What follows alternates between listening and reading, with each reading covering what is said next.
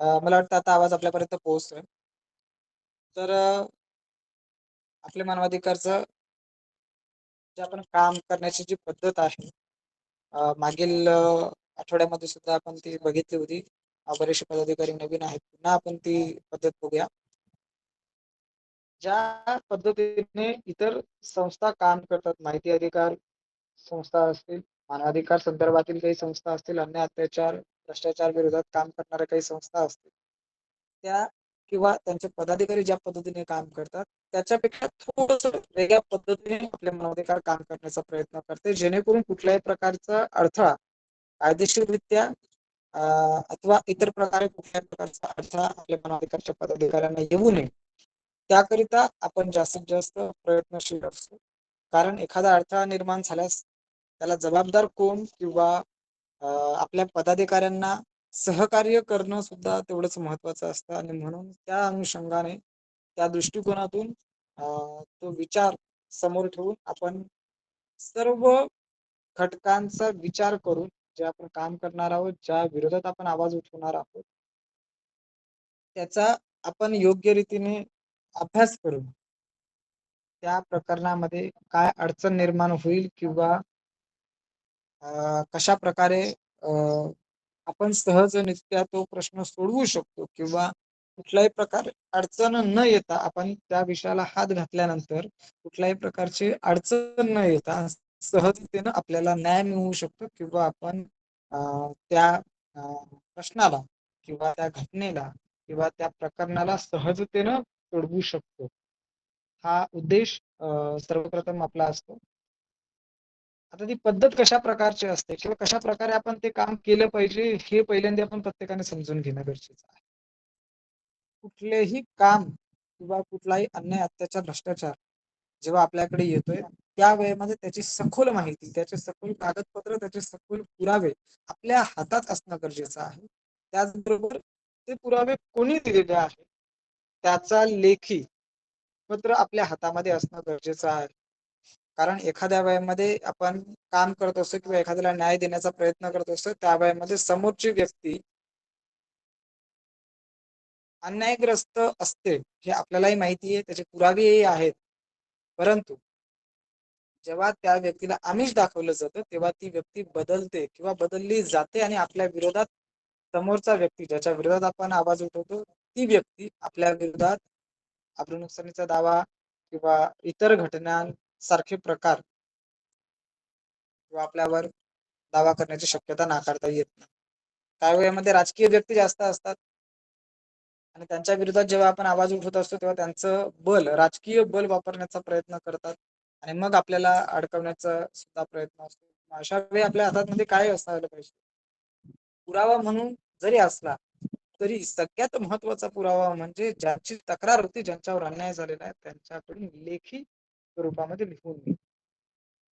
ते लिहून घेतल्याच्या नंतर त्या संदर्भात, त्या तक्रारी संदर्भात, त्या घटनेसंदर्भात असलेले सर्व पुरावे आपल्या हातात असणं गरजेचं आहे. ते पुरावे पहिल्यांदा तपासून घेणं. आपण कशा पद्धतीने ती केस लढू शकतो, ते प्रकरण हाताळू शकतो, ह्याचा पहिल्यांदा अभ्यास होणं गरजेचं आहे. कारण लास्ट टाइम जसं म्हटलं होतं, की आपण एक प्रकारचे वकील आहोत, आपण एक प्रकारचे पत्रकार आहोत, आपण एक प्रकारचे सामाजिक कार्यकर्ता आहोत, आपण एक प्रकारचा माहिती अधिकार कार्यकर्ता आहोत, आपण एक प्रकारचं न्यायाच्या जवळ असलेलं, संविधानाच्या जवळ असलेलं एक संविधानप्रत, एक संविधान प्रेमी म्हणावं किंवा संविधानाच्या नुसार, लोकशाहीनुसार न्याय देण्याकरिता झटणारा एक कार्यकर्ता आहोत, हे पहिल्यांदा आपण लक्षात घेणं गरजेचं आहे. आणि त्याच पद्धतीने आपल्याला कोणतंही काम असेल ते काम करायचं. म्हणून सर्वप्रथम संबंधित व्यक्तीकडनं लेखी घेणं गरजेचं आहे. आता याच्यामध्ये दोन प्रकार येतात. एक म्हणजे नंतर आपण न्याय सारखा जो प्रकार असतो किंवा आपण न्यायिक मार्गाने जाणारे पत्रव्यवहार करून अन्यायाविरोधात लढा देण्याची प्रक्रिया वेगळी असते आणि दुसरा प्रकार म्हणजे ऑन दी स्पॉट, ज्याला आपण म्हणतो एखादी घटना घडली आणि तिथे काहीतरी लाईव्ह घडतंय, तर अशा ठिकाणी जेव्हा आपण काम करत असतो तर त्यावेळेचा प्रकार वेगळा आहे. तर आपण न्यायिक भूमिकेतून पहिल्यांदा पाहूया.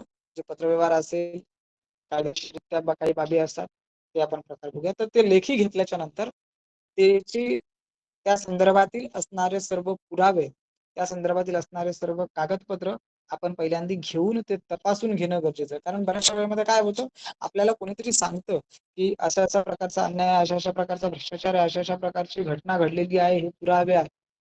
समोरच्या व्यक्तीने पुरावे दिलेलेही आहे, परंतु ते तपासणं, भले समोरचा व्यक्ती जरी सांगत असला तरी आपण आपल्या पद्धतीने तपासणं गरजेचं आहे. खरंच याच्यामध्ये पळवाट तर नाही, चुकीचा मार्ग तर नाही ना. आपण जर त्या केसवर भांडतोय तर आपल्याला कुठे अडकवलं जाणार तर नाही ना. किंवा आपण जेव्हा या केसमध्ये, त्या प्रकरणामध्ये आपण जातोय, ते हाताळण्याचा प्रयत्न करतोय, तर ते करत असताना आपण योग्य मार्गाने आहोत का, आपल्याला सहजतेने न्याय मिळेल का, हे पहिल्यांदा तपासणं गरजेचं आहे. नाहीतर समोरच्याने आपल्याला दिलंय आणि आपण त्याच्यावर विश्वास ठेवून त्या कागदपत्रांच्या अनुषंगाने आपण चाललोय, परंतु नंतर आपल्या लक्षात येतं की अरे हा, इथे पळवाट आहे, समोरच्या व्यक्तीने इथून पळवाट काढलेली आहे. मग आपण एवढं सगळं भांडलोय, आपण एवढं सगळं प्रकरण केलंय आणि नंतर कुठेतरी आपल्याला माघार घ्यायची गरज आहे. तर असं होता कामा नये, म्हणून आपण पहिल्यांदा समोरच्या व्यक्तीच्या दृष्टिकोनातून सुद्धा पाहिलं पाहिजे की तो कशी पळवाट काढू शकतो, तो कसा आपल्याला विरोध करू शकतो. म्हणजे आपण त्याला विरोध करतो हे अगदी बरोबर आहे, परंतु ही व्यक्ती सुद्धा किंवा अपोजिशन वाला सुद्धा आपल्याला, आरोपी सुद्धा आपल्याला विरोध करण्याची शक्यता नाकारता येत नाही ना. तो नाकारता येत नाही, तो विरोध करतच असतो. म्हणून आपल्याला त्याच्या दृष्टिकोनातून सुद्धा बघायचं असतं. ते बघितल्याच्या नंतर आपण कशा प्रकारे पत्रव्यवहार करू शकतो, कशा प्रकारे आपण ती केस लढू शकतो, याचा अभ्यास झाला की मग आपल्याला त्याच्यामध्ये उडी घ्यायची. आणि मग जेव्हा आपण उडी घेतो तेव्हा समोरच्याला आपल्याकडे प्रश्न तयार आहेत ना, कारण आपण अभ्यास केलेला आहे. समोर जेव्हा सुनावणी लागते, समोर जेव्हा केस चालू होते, समोरचा जेव्हा व्यक्ती आपल्याकडे प्रश्न घेऊन येतोय, तेव्हा त्याला आपण प्रत्युत्तर करू शकतो किंवा त्याला आपण प्रतिप्रश्न करू शकतो का, कारण आपण आपण आधीच अभ्यास केलेला आहे, आपल्याकडे संपूर्ण ताट जेवणाचं तयार आहे. नाहीतर बहुतांश वेळा काय होतं, आपण एखादी तक्रार घेऊन पुढे जातोय, आवाज उठून मोकळा होतोय, परंतु आपल्याला भाजी काय आहे, त्याच्यानंतर आपण आणखीन सोबत त्या जेवणाच्या ताटामध्ये काय घेणार आहोत हेच ठरलेलं नसतं. आणि मग आपली गडबड होते. समोरचा व्यक्ती जेव्हा आपल्यावर अलिगेशन करतो तेव्हा आपण कुठेतरी पुरावे शोधण्याचा प्रयत्न करतो, अरे हे येऊ दे, ते येऊ दे, असं येऊ दे, तसं येऊ दे, ह्या गोष्टी आपण शोधत बसतो. मग त्याचा काहीही एक उपयोग होत नाही. म्हणून ते आधी तपासणं गरजेचं आहे. दुसरी गोष्ट, हा झाला एक भाग. एखाद्या वेळेमध्ये आपण रस्त्यावर जातोय आणि रस्त्यावर जात असताना आपल्याला कुठून तरी कळलं की ह्या दुकानामध्ये गैरव्यवहार होतात, किंवा एखादं स्वीटचं दुकान आहे, उदाहरण पकडा, स्वीटचं दुकान आहे, त्या स्वीटच्या दुकानामध्ये एक्सपायर्ड झालेला माल विकला जातो. आता ही ऑन दी स्पॉट घटना आहे, आपल्याला तिथे आवाज उठवायचा आहे, आपल्याकडे मोबाईल असतो, कोणाला तरी हातामध्ये मोबाईल पकडायला सांगायचा, व्हिडिओ करायची, ते लाईव्ह आपल्या हातामध्ये असणं गरजेचं आहे. ज्या व्यक्तीची तक्रार आहे त्याला विचारायचं की बाबा रे काय आहे नक्की, दाखव मला. जर एक्सपायर्ड माल विकत असेल, त्याच्यावर तारीख असते, मॅन्युफॅक्चरिंग डेट आणि एक्सपायर डेट असते, ती दाखवायची कॅमेऱ्यामध्ये, ती व्हिडिओमध्ये अशी दिसली पाहिजे. आणि तिथे आपण प्रत्यक्षात बोललं पाहिजे की या ठिकाणी दुकानाचं नाव घ्यायचं, दुकानदार दिसला पाहिजे, दुकानाचं नाव दिसलं पाहिजे, या दुकानामध्ये आपण आहोत आणि या दुकानामध्ये अशा अशा प्रकारचं तुम्हाला मी समोर दाखवतोय, या ठिकाणी ही वस्तू बघा, त्याच्यावर ही एक्सपायर्ड डेट आहे आणि एक्सपायर्ड झाल्यानंतर सुद्धा ही वस्तू या गिराईकाला, ज्या क्लायंटला विकली जाते, या कस्टमरला विकली जाते. म्हणजेच हा चुकीचा प्रकार करतोय, हा गैरव्यवहार करतोय, याच्यावर कायदेशीररित्या कारवाई झाली पाहिजे. आणि मग त्या दुकानदाराला जाब विचारायचं, का रे बाबा तू आणखी काय काय तुझ्याकडे एक्सपायर्ड माल आहे मला दाखव, अन्यथा मी आता या ठिकाणी फूड इन्स्पेक्टरला इथे बोलवतोय, तुझ्या दुकानामध्ये किती एक्सपायर्ड माल विकतोय. आणि मग ती व्हिडिओ झाल्याच्या नंतर आपण बंद करायचं आणि त्याच्यासोबत चर्चा करायची, अजून किती माल आहे, किती प्रकारची तू वस्तू एक्सपायर्ड विकतोय किंवा किती खराब माल विकतोय, हे त्याच्याकडनं बघून घ्यायचं. बाकीच्या गोष्टी असतात त्यानंतर तुम्हाला सांगेन कशा प्रकारे केले जातात. पण आता आपला सगळं संपूर्ण कॉल हा किंवा ही मीटिंग, लाईव्ह मीटिंग जी असते, ही संपूर्ण आपली रेकॉर्ड असते, युट्यूबला आपण टाकत असतो. तर या प्रकारे आपल्याला ऑन दी स्पॉट करायचं आहे. एखाद्या ठिकाणी वादविवाद असेल तिथे सुद्धा आपण ऑन कॅमेराच प्रत्येक गोष्टीमध्ये आपण जेव्हा ऑन दी स्पॉट जेव्हा एखाद्या घटनेच्या ठिकाणी आपण काम करतोय त्या ठिकाणी आपण कॅमेऱ्याच्या समोर असणं गरजेचं आहे. जसं मगाशी मी म्हटलं की आपल्या मानवाधिकारचा कोणताही पदाधिकारी काम करत असताना त्याच्यावर कुठल्याही प्रकारचे अलिगेशन्स येतात कामा नये. कारण आपण चांगलं काम करायला जातोय आणि आपल्यालाच गुंतवण्याची शक्यता सुद्धा नाकारता येत नसते. म्हणून आपण ऑन कॅमेरा असणं गरजेचं आहे. तर सर्वप्रथम आपण ते पाहणं गरजेचं आहे की आपण जे काम करतोय ते काम करत असताना अडकलो तर जात नाही ना, चुकीचं तर काम नाही ना, हे पहिल्यांदा पाहणं गरजेचं आहे आणि त्याच्यानंतर त्याच्यामध्ये हात टाकणं गरजेचं. आता एखाद्या ठिकाणी जर का राजकीय वाद असेल आणि तिथे जर आपण जात असेल तर आपल्याला त्रास होण्याची शक्यता असते. अशा ठिकाणी आपण जाऊच नाही. हे प्रत्येकाने लक्षात ठेवणं गरजेचं आहे. एखाद्या ठिकाणी अपघात झालेला आहे तिथे जाऊन मदत करा. ॲम्ब्युलन्सला फोन लावा किंवा 112 ला फोन लावा. 112 ला आपल्या परिसरामध्ये आपल्या पोलिसांशी संपर्क असतो. जर पोलीस तुमच्या संपर्कात असेल डायरेक्ट पोलिसांना फोन लावा. नसेल संपर्क होत तर 112 ला लावा. त्याच्या आधी तुमचं पोलिसांशी, अधिकाऱ्यांशी, वैद्यकीय अधिकाऱ्यांशी, आपला तहसील असेल, असेल यांच्याशी चांगला संपर्क असणं गरजेचं आहे. आपल्या परिसरामध्ये असलेले राजकीय कार्यकर्ते, सामाजिक कार्यकर्ते यांच्याशी सुद्धा आपला चांगला संपर्क असणं गरजेचं आहे. संपर्क म्हणजे इन द सेन्स आपलं जवळीक असणं गरजेचं आहे. आपल्याला कोणाशी वैर ठेवायचा नाही, आपण कोणाच्या विरोधात राहायचं नाही. जिथे चुकीचं काम आहे तिथे विरोध आहे. परंतु इतर गोष्टींसाठी आपला विरोध असता कामा नये हे प्रत्येकाने लक्षात ठेवायचं. ही झाली आपली कामाची पद्धत. पत्रव्यवहार करत असताना मी मागेही सांगितलं होतं, मला वाटतं ग्रुपवर मी मागे पोस्ट केली होती, की आपल्या मानवाधिकारचा पत्रव्यवहार एकाच लेटर पेपरवरून होत असतो. तो लेटर पेपर कसा असेल थोडंसं त्याच्यामध्ये बदल आहे. ईमेल आयडी आणि आपली वेबसाईट आता बदलणार आहे. त्याच्यामुळं थोडंसं बदल आहे. इमर्जन्सी कोणाला पत्रव्यवहार करायचे असतील तर जुन्या लेटर पेपरवर आपण करू शकतो. लेटर पेपर जे तुमचे नियुक्तीपत्र दिलं होतं त्याच पद्धतीचं नियुक्ती आपला लेटर पेपर सुद्धा आहे. त्याच्यामध्ये जी एक लाईन रिकामी दिसते आपल्या रजिस्ट्रेशन नंबर डिटेल्सच्या खाली जी एक लाईन दिसते त्याच्यामध्ये तुमचं नाव, तुमचं पद आणि तुमचा मोबाईल नंबर टाकू शकता. तुमचा पत्ता खाली एक ब्लू लाईनची पट्टी आहे. त्याच्यावर तुम्ही तुमचा पत्ता टाकू शकता. म्हणजे तो पत्रव्यवहार तुमच्या नावाने करता येऊ शकतो. प्रत्येक पदाधिकारी मग तो अध्यक्ष असेल, उपाध्यक्ष असेल, सचिव असेल किंवा इतर पदाधिकारी असेल ते पत्रव्यवहार करू शकतात. परंतु पत्रव्यवहार करण्याच्या आधी जसं मगाशी मी म्हटलं, की आपण त्याची चर्चा करणं गरजेचं आहे. आपण पत्रव्यवहार कशा पद्धतीने करणार आहोत, ही माहिती करून घेणं किंवा आपला शब्द एकही इकडे-तिकडे होता कामा नये किंवा चुकता कामा नये, हे पहिल्यांदा लक्षात घेणं गरजेचं आहे आणि त्याच्यानंतरच तो पत्रव्यवहार करायचा. म्हणून तो पत्रव्यवहार जो पदाधिकारी ग्रुप आहे, मला वाटतं काही पोस्ट ग्रुपमधून डिलीट केल्या होत्या. कारण पदाधिकारी जो ग्रुप आहे त्यामध्ये फक्त आपले पदाधिकारीच आहेत आणि आपण काय पत्रव्यवहार करणार आहोत, आपली काय समस्या आहे, आपल्याला काही प्रश्न आहे का, आपली काय अडचण आहे का, ती चर्चा करण्यासाठी पदाधिकारी ग्रुप आहे. त्याच्यामध्ये इतर कोणीही लोक नाहीत. त्यामुळं इतर न्यूज असतील किंवा काय असेल ते त्या ग्रुपवर पोस्ट करू नयेत. फक्त आपल्या समस्या, आपला प्रश्न, आपल्याला काही करायचं आहे किंवा आपल्याला काही नवीन सुचवायचं असेल, आपण सुचवू शकतो असं काही नाही. तर ते त्या ग्रुपमध्ये पोस्ट करायच्या. तर जे काही आपण पत्रव्यवहार करणार आहोत तो सुद्धा त्या ग्रुपमध्ये पोस्ट करायचा आहे. ते केल्याच्या नंतर जेव्हा आपलं यश होईल किंवा योग्य पत्रव्यवहार असेल तो मजकूर असेल तर त्या लेटर पेपरवर त्याच्यामध्ये रेफरन्स नंबर असतो, हा फार महत्वाचा असतो. तो रेफरन्स नंबर आपला जो काही रेग्युलेशन मध्ये आहे तोच संपूर्ण महाराष्ट्रामध्ये म्हणजे आता उद्या जर का हिंगोलीमध्ये जर का तो पत्रव्यवहार झाला तर त्याच्या पुढचं पत्र हे उदाहरणार्थ पुण्यामधून असेल तर पुण्यामधील रेफरन्स नंबर वेगळा नसणार आहे, त्याच्याच पुढचा असणार आहे आणि त्याची नोंद तो पत्र आपल्या कडे सगळा डेटा त्याचा असणार आहे. तुम्ही त्याची कॉपी पाठवायची, ती कॉपी आपल्या सगळ्या याच्यामध्ये डेटामध्ये असणार आहे. भविष्यामध्ये आपली जेव्हा वेबसाईट असेल त्या वेबसाईटवर सुद्धा आपण तो लेटर पेपर अपलोड करणार आहोत प्रत्येक. त्यामुळं जो रेफरन्स नंबर आहे हा रेफरन्स नंबर प्रत्येक जिल्ह्यासाठी वेगळा नसून एकच आहे आणि त्याची नोंद मी पाहिले तर जुने जे एक्सेल शीट लागतात समथिंग 175 पर्यंत आपला नंबर आहे. म्हणजेच 175/20 2025 असं आपण करून ना पुढे कंटिन्यू करतोय ते. त्याच्यानंतरचा पत्रव्यवहार असेल तो 176, 77, 78 असे समथिंग पुढे जाणार.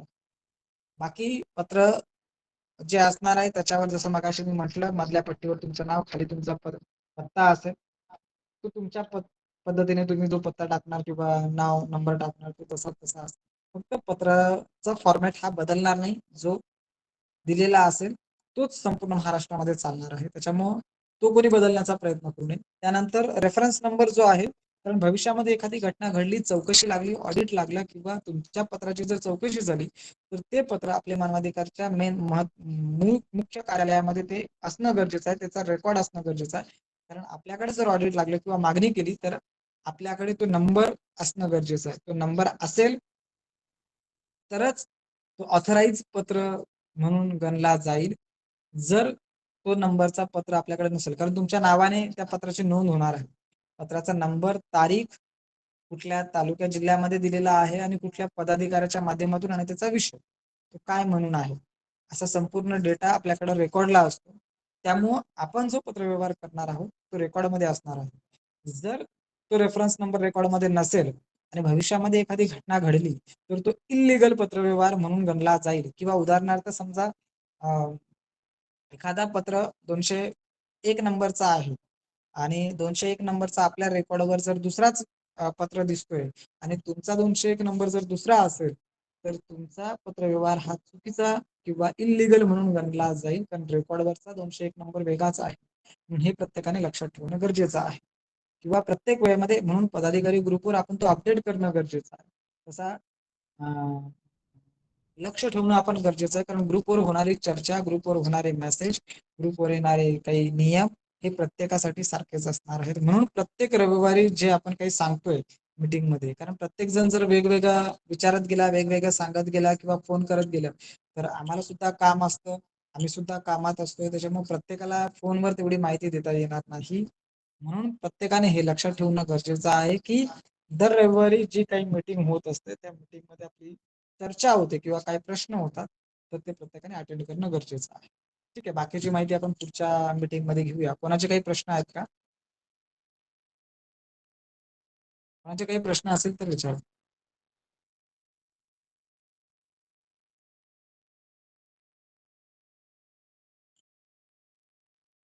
कोणाचा काही प्रश्न?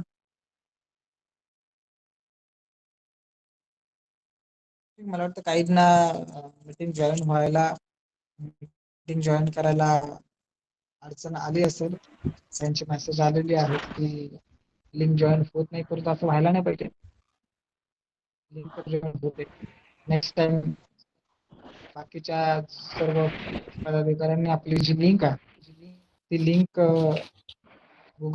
गुगल ऍप्लिकेशन डाउनलोड करून घेतलं की ऑटोमॅटिक आपल्याला ती लिंक जॉईन होता येईल. कोणाचा काही प्रश्न आहे का? प्रश्न असेल तर विचारा, नसेल तर काही हरकत नाही.